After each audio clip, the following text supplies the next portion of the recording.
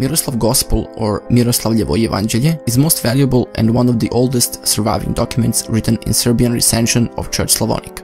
It was created by order by Miroslav of Hum, brother of Grand Župan Stefan Nemanja, around 1185. This book is actually a translation of Greek Gospel book of Constantinople Church Hagia Sophia. Most part of the manuscript is work of unknown copyist in the science circles known as Varsamaleon, after a word in a document which they believed it's the name of the author. Other copyist is Grigorije. He was the artist on the court of Miroslav of Hum, and he wrote the end of manuscript and then signed his name. He actually signed 3 times, as Grigorije, Gligorije and Gligor. The original of the Miroslav Gospels is kept in the National Museum in Belgrade, with the Serbian National Library responsible for its conservation and protection. There is a facsimile edition with the print run of 299 copies in the major world libraries, and the digital edition is available too. I will put the link in the description of that digital edition. In 2005, the Miroslav Gospel was included in UNESCO's Memory of the World Register in recognition of its historical value. Vukan Gospels is second oldest Serbian medieval book from the end of 12th century. It has 189 pages.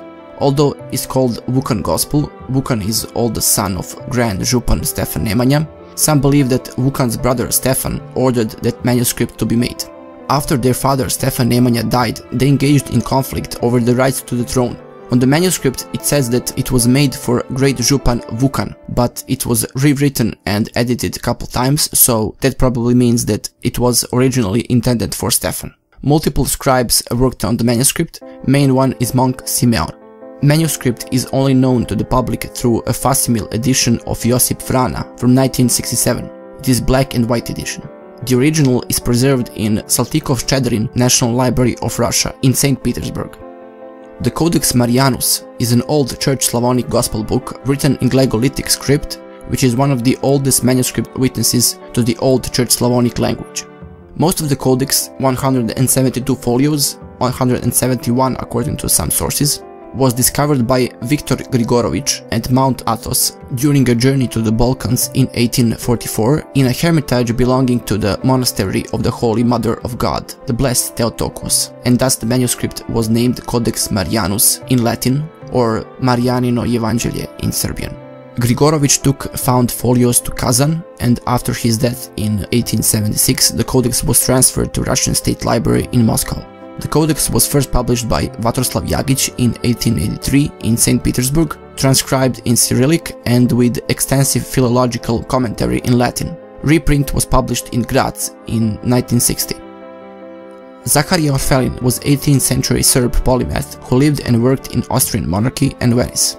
He was an educator, administrator, poet, engraver, lexicographer, herbalist, historian, translator, editor, publisher, polyglot, and traveler. In other words, a very Renaissance man. He has written many books, but one of his best achievements was biography of Peter the Great. He calls Peter great hero and famous emperor. At that time, Peter was indeed very, to use a modern term, popular, like in Poland was Jan Sobieski or King Vaclav with Czech people. Orfelin took 5 years to finish this book, which came out in 2 volumes in 1772. He focuses a lot on illustrations, and a lot of people praise his portrait of Peter the Great, which with his Baroque graphic design is similar to other portraits of rulers like one of Friedrich II, which was done by Orfelin's contemporary Georg Friedrich Schmidt. In the illustrated part of the book there are many maps and also plans of Russian cities. One interesting detail is that Orfelin printed and sold his illustrations from volume 1 and 2 of the book separately, with even more copies than the work as a whole. In 1774, a book was reprinted in Russia, and it is often said that Pushkin himself often read and enjoyed the book. Vuk Stefanović Karadžić was a Serbian philologist and linguist and major reformer of Serbian language. He was also the author of the first Serbian dictionary in his new reformed language. One of his major achievements was collecting Serbian folk poetry and prose, as he liked to say, from the warm lips of people. Poems came out in several volumes. The first book came out in 1114, and that is Mala prostonarodna slaveno-serbska pesnarica, and then in 1815, 1823, 1824, 1833, 1865 and 1866. Goethe characterized some of these poems as excellent and worthy of comparison with Solomon's Song of Songs. Poems were translated into German almost right away, sometimes even before the Serbian editions, right from the Vuk's manuscripts. Jernej Kopitar, a linguist and philologist, was one of the translators. Other was Jakub Grimm.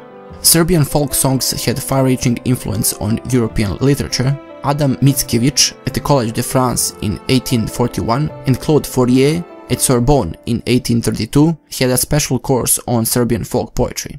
In America, Edward Robinson, a famous professor of theology, held lectures in New York on Serbian folk poems. Srpski rječnik is a dictionary written by Vuk Stefanović Karadžić, first published in 1818. It is the first known dictionary of the vernacular Serbian language. Its full name is Srpski rječnik istolkovan njemačkim I latinskim riječima, which means the Serbian dictionary paralleled with German and Latin words. Vuk began collecting words for dictionary as early as 1815. The first published edition of the dictionary came out in 1818 and contained 26,270 words, which Karadžić had heard in the common speech. Karadžić's dictionary itself was one of the most important steps in his struggle for the Serbian language and grammar, because it stated that the pure vernacular should provide the basis for a main literary language. The dictionary was completed in 1816, but it could not yet be published for a given set of reasons. Primarily, it was due to the lack of resources and therefore means to print dictionaries. And at the time, there were no printing presses in Serbia. Finally, the first dictionary was printed in Vienna, as we said, in 1818. Dictionary included new reformed letters like Lj, Nj, J, Ć, and J.